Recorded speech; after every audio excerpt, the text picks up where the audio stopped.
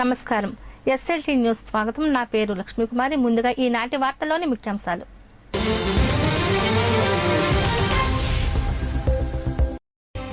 జన చైతన్య యాత్రలో సమస్యలను ఏకరువు పెట్టిన ప్రజలు, పరిష్కారానికి ఎమ్మెల్యే వనమాడి హామీ. ప్రభుత్వాసుపత్రిపై దృష్టి సారించిన మంత్రి కామినేని మెరుగైన వైద్యం అందించాలంటూ ఆదేశాలు. చంద్రన్న యాగం నిర్వహించిన వీఆర్ఏలు ఆలోచింపజేస్తున్న వినూత్న నిరసనలు. అంధకారంలో ఏపీఐఐసి కాలనీ, ప్రమాదాల బారిన ప్రజలు, పట్టించుకోని అధికారులు.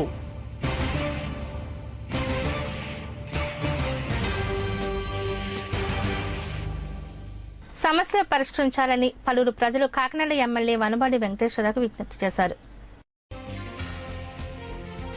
జన చైతన్య యాత్ర కార్యక్రమంలో భాగంగా రెండవ రోజైన బుధవారం కాకినాడ పరిధిలోని 3, 4, 5 డివిజన్ల అయిన గొడారిగుంట, వెంకట్ నగర్, పేరాజుపేటలలో ఎమ్మెల్యే వనమాడి వెంకటేశ్వరరావు పర్యటించారు. ఈ సందర్భంగా ఆయనకు పలువురు ప్రజలు తమ ప్రాంతాల్లోని సమస్యలను వివరించారు. ఇబ్బందులు గమనించి దాన్ని కూడా రైతులు రుణమాఫీ చేయరని కూడా చెప్పేవారు వాళ్ళు.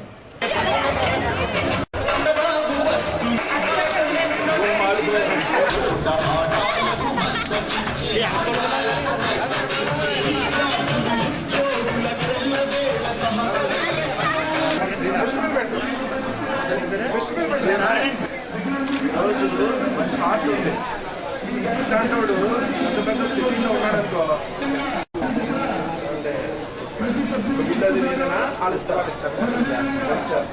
ఈ సందర్భంగా ఎమ్మెల్యే మాట్లాడుతూ రాష్ట్ర ఖజానా ఖాళీగా ఉన్నప్పటికీ అభివృద్ధి పదంలో ముందుకు వెళ్తున్నామన్నారు. జనచైతన్యతలు ప్రారంభించుకుంటున్నాం. ఈ 3వ డివిజన్కి వచ్చిన సందర్భంగా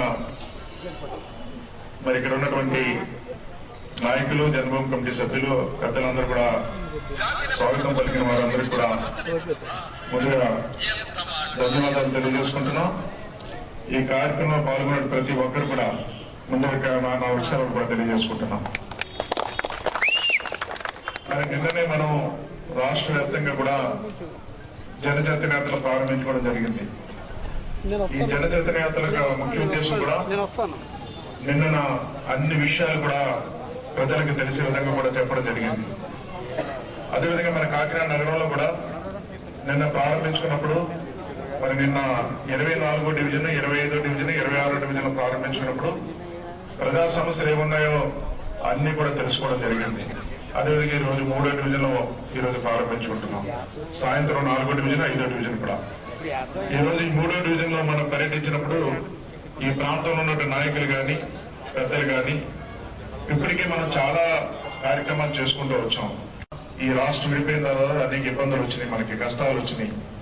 ఎన్ని ఇబ్బందులు ఉన్నా, ఎన్ని కష్టాలు వచ్చినా ఈ ప్రజలకు ఇచ్చిన మాట వాగ్దానం మనం నెరవేర్చుకుంటూనే వస్తున్నాం ఈ రోజున. అందుకే ప్రజలకి ఏదైతే మాట ఇచ్చామో, మాట ప్రకారంగా ఏవైతే అభివృద్ధి కార్యక్రమాలు చేశామో, ఏవైతే సంక్షేమ కార్యక్రమాలు ఈ ప్రజలకు అందిస్తున్నామో అన్ని కూడా సక్రమంగా అందుతున్నాయా లేదా, ఇంకా లోపాలు ఏమైనా ఉన్నాయా, ఇంకెవరికైనా సరిగ్గా అందకపోతే అవన్నీ కూడా తెలుసుకుని ఇవ్వడం కోసం ఈ కార్యక్రమం మనం చేపట్టడం జరిగింది. పర్యటనలో ఎమ్మెల్యే వెంట పార్టీ నగర అధ్యక్షులు నున్న దొరబాబు, నాయకులు శంకర తిరుమల కుమార్, వాసంచెట్టి చిట్టెప్ప, మహిళా విభాగం నాయకురాలు మాకినేటి శేషకుమారి, గుత్తుల అచ్చయ్యమ్మ, ప్రశాంతి, కట్టా మంగతాయరు తదితరులు పాల్గొన్నారు. పేద ప్రజలకు ఎంతగానో ఉపయోగపడే కాకినాడ ప్రభుత్వాసుపత్రిపై రాష్ట్ర ఆరోగ్య శాఖ మంత్రి డాక్టర్ కామినేని శ్రీనివాస్ దృష్టి సారించారు. పేద ప్రజల పాలిట ఆరోగ్య ప్రదాయనిగా ఉన్న కాకినాడ ప్రభుత్వ సామాన్య ఆసుపత్రికి మహర్దశ పట్టనుంది. రాష్ట్ర ఆరోగ్య శాఖ మంత్రి డాక్టర్ కామినేని శ్రీనివాసరావు ఈ ఆసుపత్రిపై ప్రత్యేక శ్రద్ధ వహించారు. గతంలో ఇదే ఆసుపత్రిలో ఒక రోజు నిద్రించి ఇక్కడ రోగుల సమస్యలను ఆయన స్వయంగా అడిగి తెలుసుకున్నారు. అనంతరం మరోసారి జిల్లా అధికారులు ప్రజాప్రతినిధులతో కలిసి ఆసుపత్రిలో తనిఖీలు నిర్వహించి సమస్యలను గుర్తించి వాటి పరిష్కారానికి పలు సూచనలు చేశారు. ఈ సందర్భంగా ఆయన మాట్లాడుతూ తాను కాకినాడ రంగరాయ మెడికల్ కళాశాల విద్యార్థిని అయి ఉండబట్టి ఈ ఆసుపత్రితో తనకు ప్రత్యేక అనుబంధం ఉందన్నారు. ఈ ఆసుపత్రిని మరింత ఆధునీకరించడానికి మరిన్ని నిధులు విడుదల అయ్యేలా తన వంతు కృషి చేస్తానని హామీ ఇచ్చారు. ప్రతి హాస్పిటల్ ని డెఫినెట్ గా ఈ హాస్పిటల్ ఇంప్రూవ్ చేసిన బాధ్యత ప్రభుత్వం మీద ఉంది. తప్పకుండా ప్రజాప్రతినిధులు ఒకటి మాత్రం చెబుతాను, ఎక్కడైతే ప్రజాప్రతినిధులు అలాగే అడ్మినిస్ట్రేషన్ ఇంట్రెస్ట్ తీసుకుంటారో హాస్పిటల్ బాగుంటుంది. నేను కలెక్టర్ గారిని పర్సనల్ గా కంగ్రాచులేట్ చేస్తాను. ఎందుకంటే ఎప్పటికప్పుడు నాకు ఇక్కడ పర్సనల్ గా ఫోన్ చేసి చెప్తా ఉంటారు, ఇట్లా ఉంది ఇట్లా ఉంది.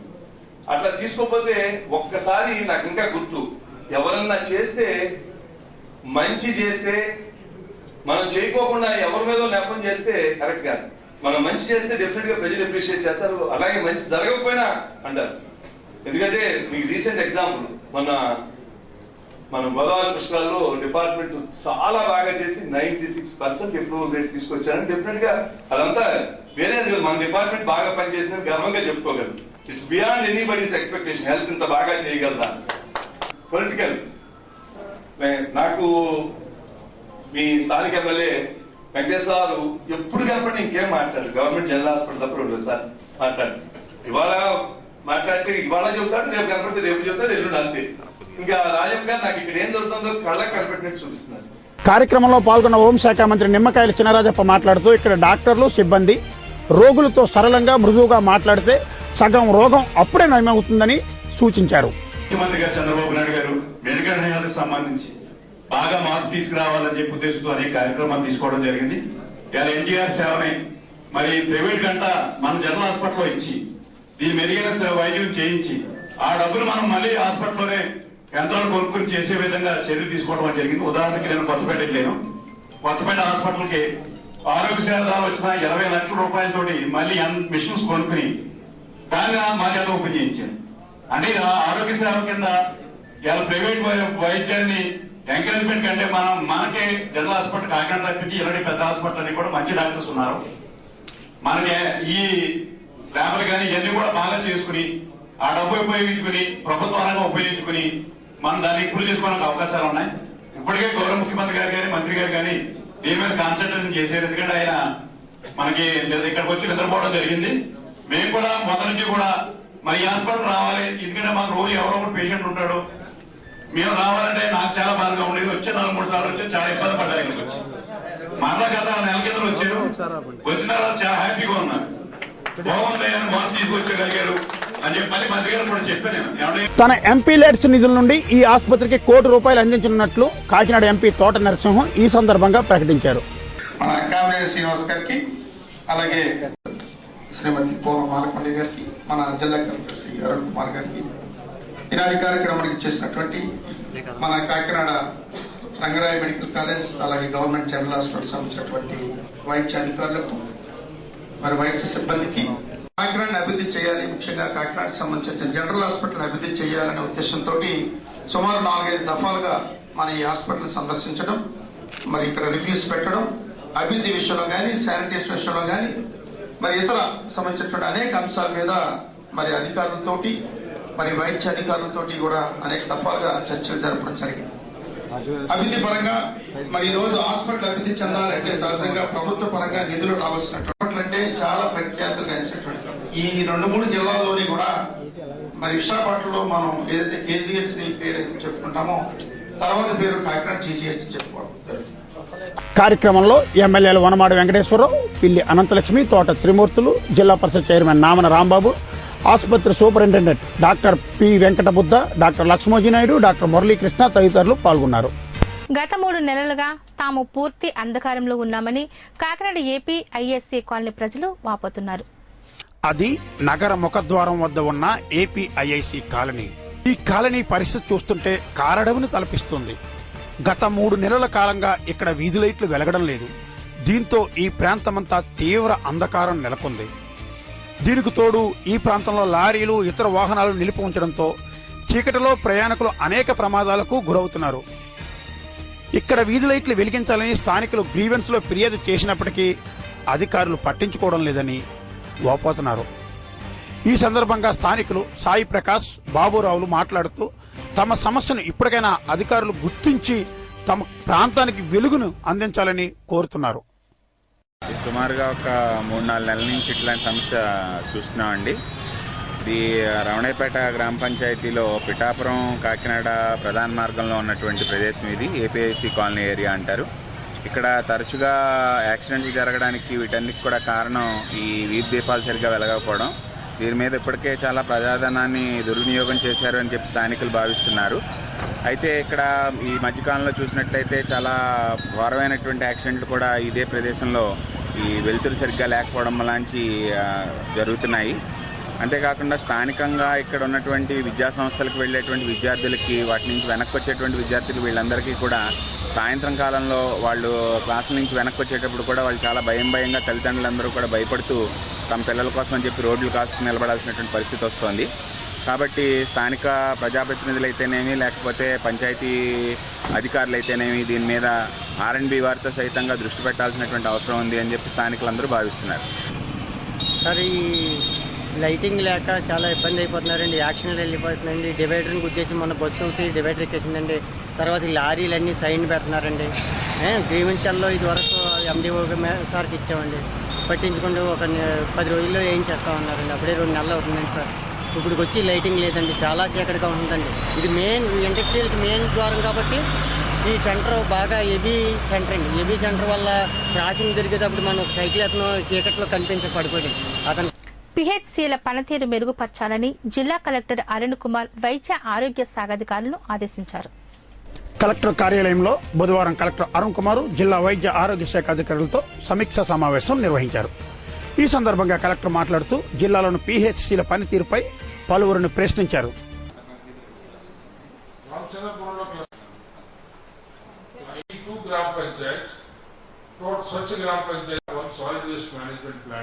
That village will have soap pits for every home. So ilaga konni parameters petti we are moving towards that, inching towards that. So avanni materials ayin rojuna, and parallelly we are trying to bring some attitudinal change among the people by doing IEC activities. Evaraithe unnaro Ramachandrapuram నియోజకవర్గం అంటే పామర్రు, కాజులూరు, రామచంద్రపురం మండలం. జిల్లా పట్టణంలో కొత్తగా చేరిన భద్రాచలం పరిధిలోని ప్రాంతాల్లో పిహెచ్సిల ఏర్పాటుపై ఆరా తీశారు. ఈ సమావేశంలో జిల్లా వైద్య ఆరోగ్య శాఖ అధికారి doctor Umasundari, additional DMHO doctor Moka Pavan Kumar తదితరులు పాల్గొన్నారు. పే స్కేల్ అమలు చేయాలని డిమాండ్ చేస్తున్న VRAలు కలెక్టర్ కార్యాలయం వద్ద చంద్రన్న యాగం నిర్వహించారు. ఇతర ప్రభుత్వ ఉద్యోగుల వలె తమకు పే స్కేల్ అమలు చేయాలని కోరుతూ జిల్లా కలెక్టర్ కార్యాలయం వద్ద రిలే దీక్షలు చేస్తున్న VRAలు బుధవారం చంద్రన్న యాగం నిర్వహించారు. ఈ సందర్భంగా హోమం ఏర్పాటు చేశారు. అధికార నిర్బంధ నిర్మూలన సిద్ధ్యర్థం శ్రీ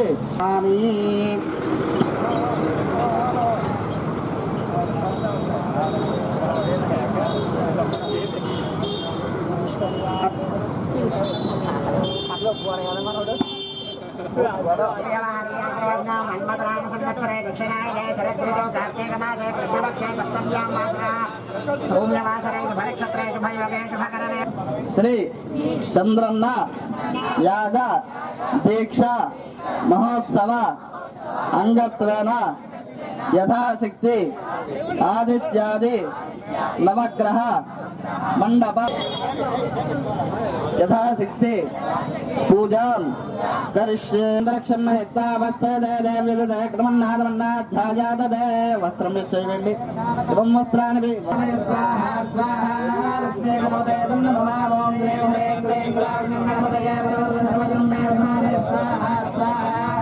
అనంతరం నాయకులు మాట్లాడుతూ తమ సమస్యలను మీడియా దృష్టికి తీసుకువచ్చారు. 31 రోజులుగా ఈ యొక్క నిరసన దీక్షను చేస్తున్నప్పటికీ కూడా ప్రభుత్వం మమ్మల్ని పట్టించుకోని పరిస్థితుల్లో ఈరోజు మా యొక్క ఉద్యమాన్ని మరింత ఉధృతం చేసే విధంగా ఈరోజు మా యొక్క డిమాండ్ను గుర్తించి చంద్రబాబు నాయుడు గారు మనసు మారి మాకు పే స్కేల్ ఇచ్చేటట్టుగా చంద్రన్న యాగం చేస్తూ ఉన్నామండి. సో ఇప్పటికైనా ప్రభుత్వం మమ్మల్ని గుర్తించి మాకు మా డిమాండ్ నెరవేర్చాలని ప్రభుత్వాన్ని కోరుకుంటూ ఉన్నాం. అక్షయ పాత్ర ఫౌండేషన్ ద్వారా మధ్యాహ్నం భోజన పథకం కార్యక్రమం బుధవారం కాకినాడలో ప్రారంభమైంది. కాకినాడ జగన్నాథపురంలోని నగరపాలక బాలికోన్నత పాఠశాలలో అక్షయ పాత్ర పేరుతో మధ్యాహ్న భోజన పథకాన్ని బుధవారం కార్యక్రమానికి ముఖ్య అతిథిగా హాజరైన కాకినాడ ఎమ్మెల్యే వనమాడి వెంకటేశ్వరరావు ప్రారంభించారు. అనంతరం ఆయన మాట్లాడుతూ అక్షయ పాత్ర ఫౌండేషన్ ద్వారా పిల్లలకు రుచికరమైన ఆహారం అందుతుందన్నారు. ఈ రోజున ప్రభుత్వ పాఠశాలలో మధ్యాహ్న భోజన పథకం నడుస్తున్నప్పుడు కూడా అక్కడక్కడ కొన్ని లోపాలు జరుగుతున్నాయి, కొన్ని ఇబ్బందులు ఉన్నాయనేది గమనించడం జరిగింది. దాన్ని పురస్కరించుకుని ఈ మధ్యాహ్న భోజన పథకం కొన్ని ప్రాంతాల్లో సరిగ్గా లేకపోవడం వల్ల పిల్లలు 60% భోజనం చేస్తున్నారు, 60% ఇంటికి వెళ్ళే పరిస్థితి ఉంటుంది. ఆ స్కూల్లోనే భోజనం చేయాలన్నది ముఖ్యమైన ఉద్దేశం, ప్రభుత్వ ముఖ్య ఉద్దేశం. కొన్ని ప్రాంతాల్లో బాగా వండుతున్నారు, కొన్ని ప్రాంతాల్లో బాగా ఉండకపోవడం, ఇలాంటివన్నీ కూడా ప్రభుత్వం గమనించడం జరిగింది. మనం కూడా గమనించడం జరిగింది, విశ్లేషణ చేయడం జరిగింది. అందులో భాగంగా అక్షయ పాత్ర ఫౌండేషన్ ఏదైతే ఉందో కొన్ని పట్టణాల్లో ఆ ఫౌండేషన్ ద్వారా ఈ రోజున ఈ స్కూల్లో భోజనాలు పెట్టడం జరుగుతుంది. ఆ విధానాన్ని కొన్ని చోట్ల మనం స్వయంగా చూడడం జరిగింది. వాళ్ళకి మన కాకినాడ నగరంలో కొన్ని కమిషనర్ అలీం బాషా మాట్లాడుతూ పిల్లల అభిప్రాయాలను అడిగి తెలుసుకున్నారు.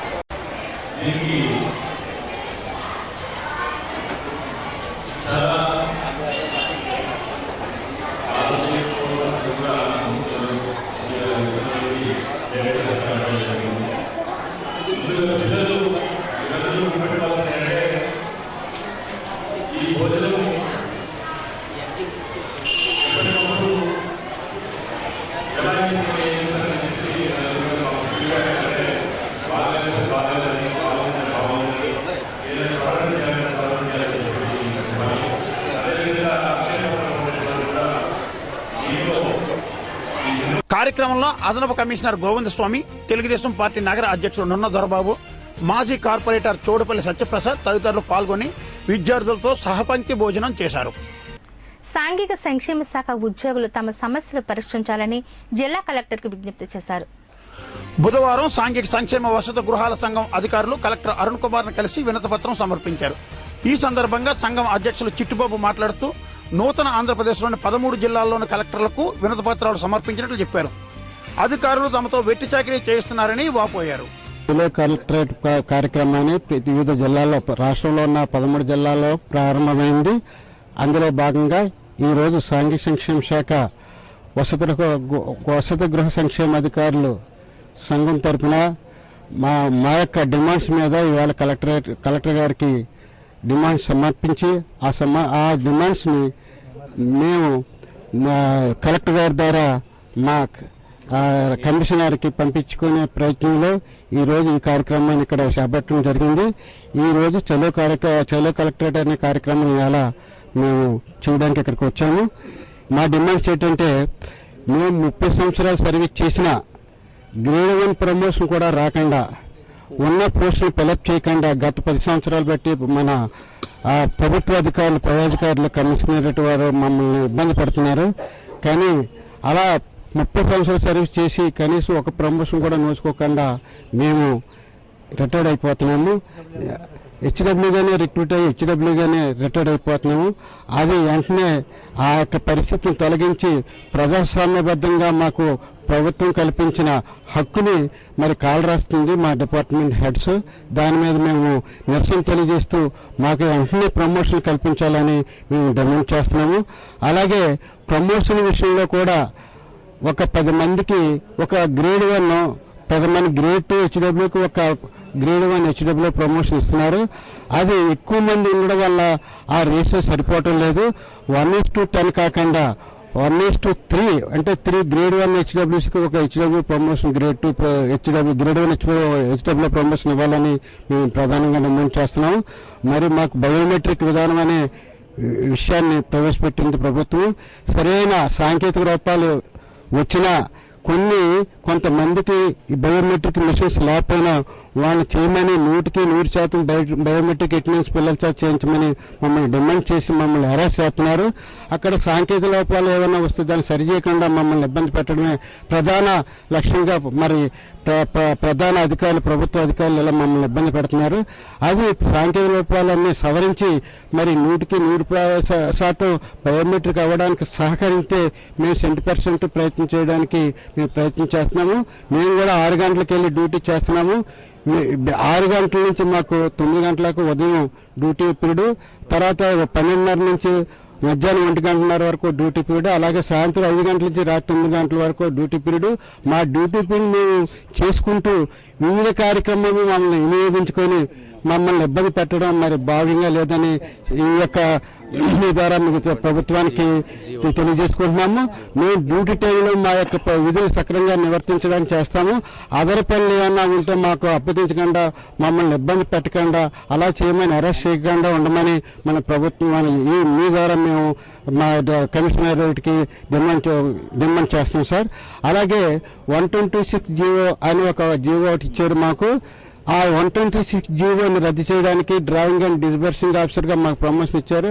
ఆ యొక్క పద్ధతిని, ఆ యొక్క జీవోని రద్దు చేయడానికి ప్రభుత్వం మరి చాలా ప్రయత్నం చేస్తుంది. అలాగైతే ప్రభుత్వం డిసెంట్రలైజ్ పరిస్థితిలో ఉన్న కార్యక్రమాన్ని సెంట్రలైజ్ చేస్తున్నారు. మరి మొట్టమొదటి ఇదివరకు అయితే సెంట్రలైజ్ అయిన ప్రోగ్రామ్ డిసెంట్రలైజ్ చేసి అందరికీ వినియోగంలో ఉండేలాగా, అందరికీ అందుబాటులో తొందరగా పనులు చక్కబెట్టేలాగా మాకు ఆ జీవో వచ్చారు. ఈ వార్తలు ముగించే ముందు ముఖ్యాంశాలు మరోసారి.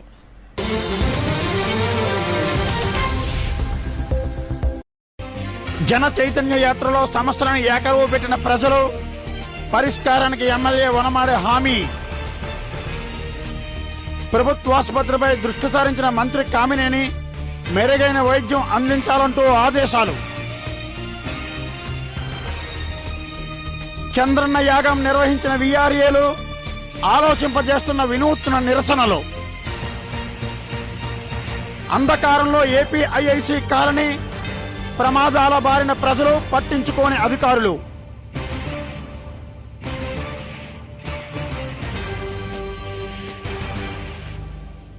ఈ వార్తలు ఇంతటితో సమాప్తం. తిరిగి మరిన్ని తాజా వార్తలతో మళ్ళీ కలుద్దాం. అంతవరకు సెలవు. నమస్కారం.